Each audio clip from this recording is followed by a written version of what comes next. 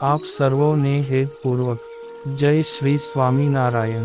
આજની સત્સંગ કથા વાર્તા નિજ મંદિર સાવરકુંડલા।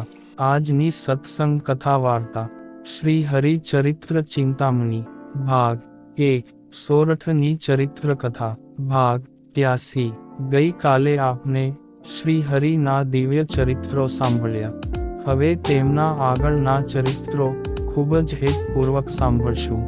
ગામ કોવાયાના રાઘો ભગત ગામ ઝોલાપર માં રહેવા ગયા। ત્યાં એક ઉમેદગર વૈરાગી રહેતો। તે બહુ કામણ ટુમણ જાણતો। તે ગારાના ઘોડા તથા તે માથે સવાર બનાવીને તેને સામ સામે લડાવતો। તે વૈરાગીના રાઘો ભગત હજુરિયા શિષ્ય હતા। રાઘો ભગત ગામ બાર પટોળીમાં કાળુભાઈ વાવડિયાની ભાણેજને પરણ્યા હતા। તે પરણીને ઘેર આવ્યા ત્યારે તેના ગુરુએ કહેવડાવ્યું કે તે બાઈને મારે પગે લગાડવા મોકલો।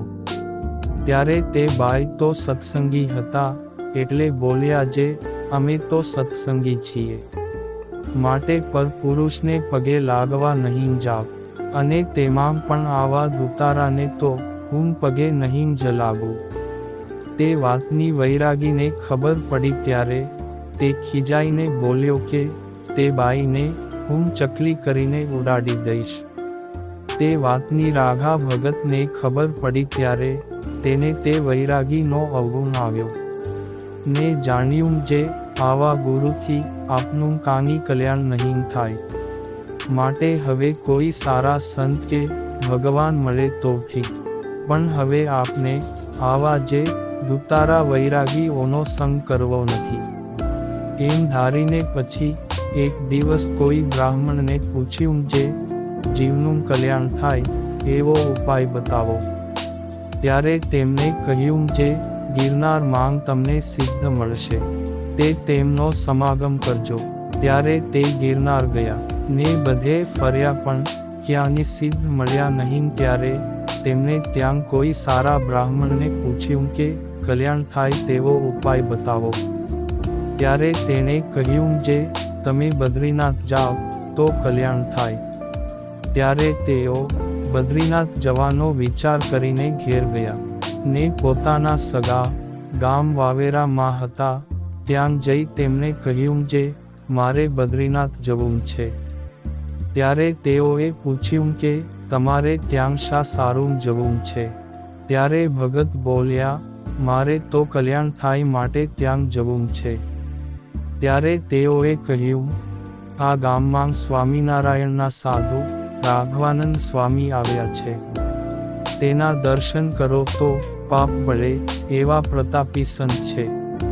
ત્યારે રાઘો ભગત સ્વામીના દર્શને ગયા અને પ્રણામ કરી ત્યાં બેઠા। તેથી અંતરમાં ટાઢું થઈ ગયું। ત્યારે તેણે જાણ્યું જે આ કોઈ ખરા સાધુ લાગે છે। પછી તેમને સ્વામી પાસે વર્તમાન લઈ કંઠી પહેરી 4 દિવસ સુધી રોકાઈ। તેમની વાતો સાંભળી તે પાકો નિશ્ચય થઈ ગયો। ત્યારે તેણે ઠાકોરજીને થાળ અને સંતોને જમાડ્યા। પછી પોતે ઘેર આવ્યા ને સ્વામિનારાયણ મહામંત્રનું ભજન કરવા લાગ્યા। તે વાતની ખબર તેના પહેલા વૈરાગી ગુરુને પડી ત્યારે તેણે રાઘા ભગતને પોતાની પાસે તેડાવીને કહ્યું જે તું મારો ચેલો હતો તે સ્વામિનારાયણનો કેમ થયો? માટે હવે નજર રાખજે, હું તને થોડા દિવસમાં ઉડાડી મેલીશ। ત્યારે રાઘો ભગત કહે કે ગુરુ મહારાજ સંતો તો દયાળુ હોય અને તેમની દ્રષ્ટિ પણ કરુણામય હોય। તે પોતાના શિષ્ય પોતાની પાસે રહે કે બીજા પાસે જાય તો ધાક ધમકી આપે નહીં, અને શિષ્યનું જેમ સારું થાય તેમ જ કરે। પહેલા મને તમારામાં પ્રતીતિ હતી તે તમારો સત્સંગ સમાગમ કર્યો, અને હવે તમારાથી વધારે મને રાઘવાનંદ સ્વામી માંગ પ્રતીતિ થઈ। તે તેનો સત્સંગ સમાગમ કરું છું, તેમાં મેં શું ખોટું કર્યું? વળી મારા ધણી તો મોટા છે। ત્યારે તે વૈરાગી ક્રોધ કરીને બોલ્યો જે તે મારું કહ્યું માન્યું નથી, તે તને દીકરો નહીં થાય એવો હું તને શાપ આપું છું ને તું નિર્વંશીયો થઈશ. તે સાંભળીને રાઘા ભગતે કાંઈ ગણકાર્યું નહીં ને પોતે સ્વામિનારાયણ મહામંત્રનું ભજન કરતા રહ્યા. તે ફરીવાર રાઘવાનંદ સ્વામી ગામડા ફરવા તેના ગામમાં આવ્યા ત્યારે રાઘા ભગતે સ્વામી પાસે જઈ તેની સાથે બનેલી ઘટનાની વાત કરી. ત્યારે સ્વામી કહે, તમે ગામ કોવાયા રહેવા જજો ને તેણે ભલે શ્રાપ આપ્યો, પણ હું શ્રી હરિના પ્રતાપે તમને આશીર્વાદ આપું છું કે તમને એક નહીં પણ 4 દીકરા થશે અને તેઓ પણ સારા, સંસ્કારી અને સત્સંગી થશે. તે આખા ગામને સત્સંગ કરાવશે. પછી સમય જતાં તેમને ત્યાં દીકરાનો જન્મ થયો. તેનું નામ નાજો રાખ્યું ને એકવાર રાઘા ભગતના ઘરના બાઈ પોતાના દીકરાને લઈ ગઢડા શ્રીજી મહારાજના દર્શને ગયા.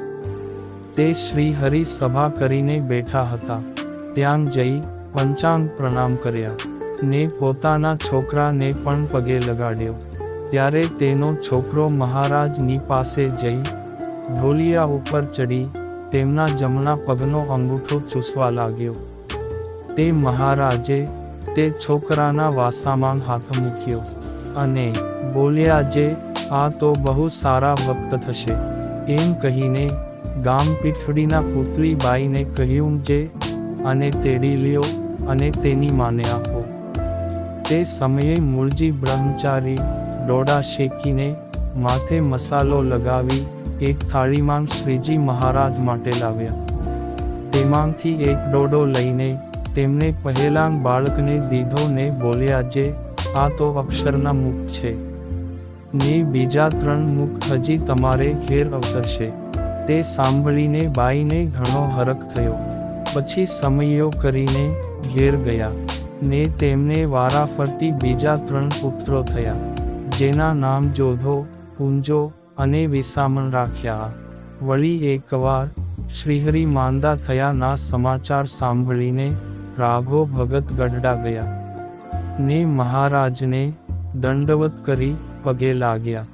2 દિવસ થયા ત્યારે સાકરનો શીરો કરીને શ્રી હરિ જમ્યા ને ગોપાળાનંદ સ્વામીને બોલાવીને કહ્યું, જે અમને રજા આપો તો ધામમાં જઈએ.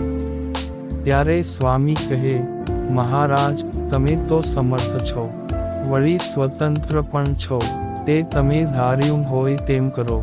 પછી શ્રી હરિ સંવંત 1886ના જેઠ સુદ દશમને દિવસે દેહ મેલીને સ્વતંત્ર થકા પોતાના ધામમાં ગયા. તે વખતે ગામ કોવાયામાં નાજા ભક્તને શ્રીજી મહારાજના દર્શન થયા ને કહ્યું, જે ચાલ નાજા અમારા ભેગો ધામમાં. ત્યારે નાજે ના પાડી ને મહારાજ તો ગયા, પણ નાજાની દ્રષ્ટિ નિરાવરણ થઈ ગઈ. તેથી ઘેર બેઠા તેને ગઢપુરની વાડી દેખાણી ને સાધુ તથા હરિજનો વાડી માંગથી ગામમાં જતા દેખાણા ને તેના બાપાને પણ તેમને દોડતા જોયા.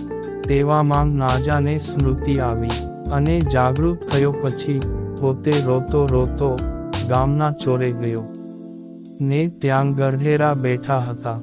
તેને જઈને વાત કરી, જે આજે શ્રીજી મહારાજ ધામમાં ગયા, એવા મને દર્શન થયા. તે સાંભળી ગઢેરાઓ ઠેકડી કરવા લાગ્યા અને બોલ્યા કે આ નાનો છોકરો અત્યારથી કેવા ગપ્પા માંગવા માંડ્યો છે.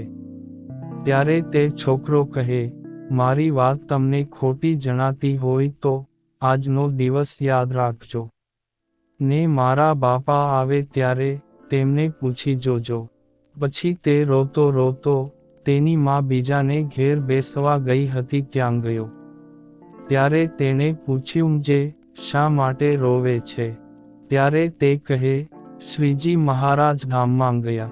તે સાંભળીને તેની માંગ તેને વઢવા લાગી, જે એવું બોલમાં ને ચોરે કોઈક સાંભળશે તો કહેશે, જે સ્વામિનારાયણ વાળા તો નકરા ગપ્પા જ મારે છે. ત્યારે નાજો કહે કે હું તો ચોરે કહીને આવ્યો છું. તે સાંભળીને તેની માં તેને ખૂબ જ ખીજાણી. પછી નાજાને લઈ પોતાની ઘેર ગઈ.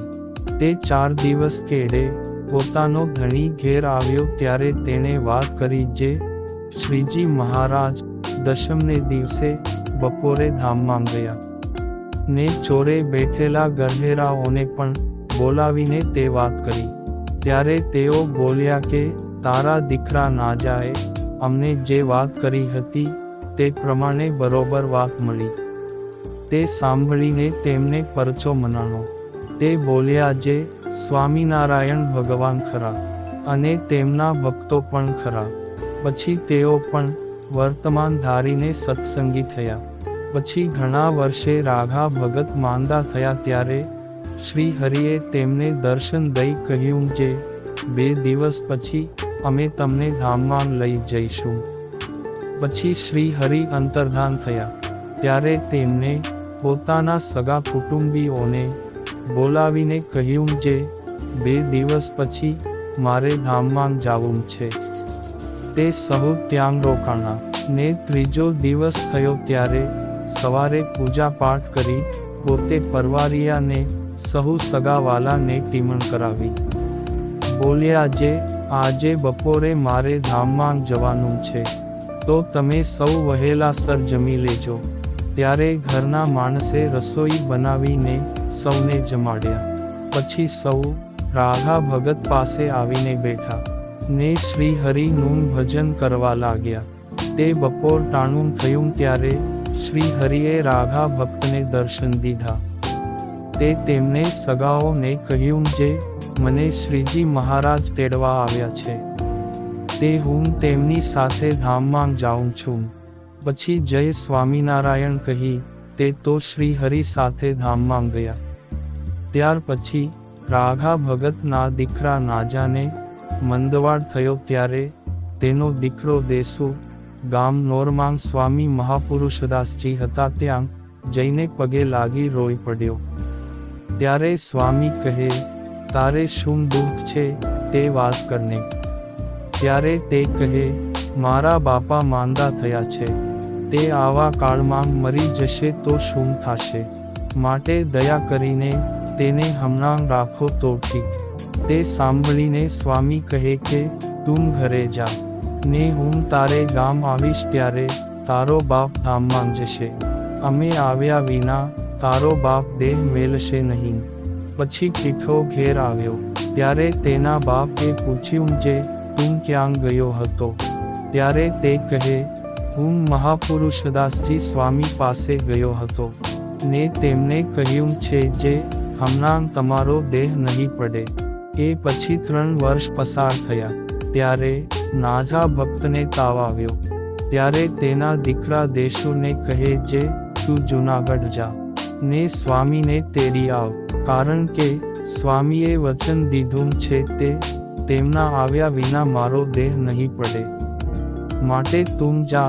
પછી ભીમ એકાદશીના સમયા ઉપર સૌ હરિજનો વેળા દેસુરભાઈ જૂનાગઢ ગયો ને સ્વામીને કહ્યું કે મને મારા પિતાજીએ તમને તેડવા મોકલ્યો છે માટે તમે ત્યાં ચાલો. ત્યારે સ્વામી બોલ્યા તારા પિતાજી આજથી 11મા દિવસે દેહ મેલશે. પછી દેસુર ભગત સ્વામીને પ્રણામ કરીને ઘેર ગયા. ત્યારે તેના પિતાજીએ પૂછ્યું કે તું એકલો જ કેમ આવ્યો, સ્વામીને કેમ ન તેડી લાવ્યો. ત્યારે તે કહે કે બાપા સ્વામીએ કહ્યું છે જે તારા પિતાજી આજથી 11મા દિવસે ધામમાં જશે. તે આજ 3 દિવસ થયા છે ને હવે 8મા દિવસે શ્રીજી મહારાજ તમને તેડવા આવશે. પછી 8મા દિવસે સવારમાં સૌ સગાઓને ભેગા કરીને કહ્યું જે તમે સૌ ભજન કરો ને હવે આજે મારે ધામમાં જવું છે.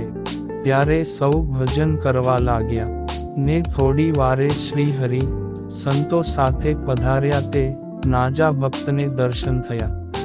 પછી સૌને જય સ્વામિનારાયણ કહીને પોતે દેહ મેલી અક્ષરધામમાં ગયા. સંવત 1934ની સાલમાં સદ્ગુરુ સ્વામી મહાપુરુષ દાસજી બાબરિયાવાડમાં ગામ ગોરાણા આવ્યા ને મંદિરે ઉતર્યા. પછી ઠાકોરજીને થાળ કરી સંતો સાથે જમ્યા. તે વખતે કાળુભાઈ વાવડિયાની ભત્રીજીએ પોતાના દીકરા પીઠાને કહ્યું, તું સ્વામીને પૂછી આવ કે આપના ઘરમાં દાણા નથી તો આ વર્ષ કેમ કાઢશું. ત્યારે પીઠો મંદિરે જઈ સ્વામીને મળીને વાત કરી. ત્યારે સ્વામી કહે, તું સવારમાં હળ હાંકવા જાજે, તે મહારાજ રોટલા દેશે. ત્યારે તે ઘેર ગયો ને પોતાની માને તે વાત કરી. ત્યારે ડોશીએ કહ્યું, જે દીકરા સ્વામી કહે છે માટે વિશ્વાસ રાખીને સવારે હળ હાંકવા ખેતરે જાજે. પછી સવારે પીઠો તથા તેના પિતા મેરામણ બંને ખેતરે જઈને હળ હાંકવા માંડ્યા. ત્યારે ખેતરમાંથી રૂપાના સિક્કા ભરેલો એક ઘડો નીકળ્યો ને તે લઈને ઘરે આવ્યા. પછી બજારમાં જઈ એને વટાવી દાણા તથા ખડ લઈને ઘેર આવ્યા ને સુખથી કાળ ઉતાર્યો. પછી બીજે વર્ષે સ્વામી ત્યાં ફરવા આવ્યા. તે વખતે પીઠો ભગત સ્વામી પાસે આવી દંડવત પ્રણામ કરી પગે લાગીને કહ્યું, જે સ્વામી 3400 કાળ તો તમારી કૃપાથી કાઢ્યો, પણ ઓન તો છતાં મેં એ દાણા ટીપ ખાઈ ગયા છે, તે હવે અમારે શું કરવું. ત્યારે સ્વામી કહે, પહેલા કર્યું હતું તેમ એનું એ ખેતર ખેડવા માંડો. તે મહારાજ ઓન પણ તને હેમ એટલે કે સોનું આપશે. ત્યારે તેણે તે વાત ઘરે જઈ તેની માને કરી. ત્યારે તે બોલ્યા, જે સ્વામીએ કીધું છે તો તે વાત સત્ય થશે. માટે તું અને તારા પિતાજી 2 જણા ખેતરે જાઓ અને હળ હાંકવા માંડો. ત્યારે તેમણે 10 દિવસ સુધી ખેતરમાં હળ હાંક્યું ને 10મા દિવસે હળના ઠેબે એક ઘડો ભરાણો તે તેમાંથી 1000 રૂપિયાની કિંમતનું સોનું નીકળ્યું. તે ઘેર લાવ્યા ને બજારમાં જઈને વેચ્યું. તેનું અનાજ તથા કરિયાણું લાવી આખું વરસ સુખેથી પસાર કર્યું. આમ જો મોટા પુરુષોને રાજી કર્યા હોય ને તેમનો આશીર્વાદ લાગે તો આ લોકમાં સુખી થવાય અને પરલોકમાં પણ શાંતિ મળે. માટે આપણને જેના ઉપર શ્રદ્ધા હોય તે દેવી દેવતાઓને દ્રઢતાપૂર્વક માનવા, પૂજવા ને સદ્ગુરુ સંતોનો સમાગમ કરવો એ જ આ જીવનનું રહસ્ય છે. આમ આપને શ્રી હરિના પૌઢ પ્રતાપની વાતો સાંભળી ને હવે પછીની કથા વાર્તા આપને આગળના ભાગમાં સાંભળશું. અત્યારે આપ સર્વને ભાવથી જય શ્રી સ્વામિનારાયણ.